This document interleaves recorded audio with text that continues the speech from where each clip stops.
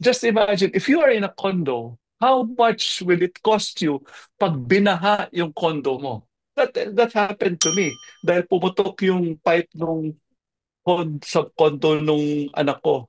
How much? I had to uh, fix the flooring. Ang Mm-mm. mahal.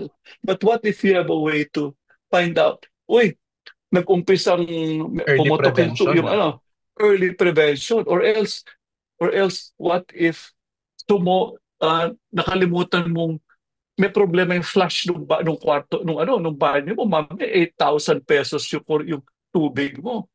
Aawayin mo yung admin. Just imagine. But what if you have a way to find out na if you have a sensor na tuloy-tuloy yung takbo ng tubig.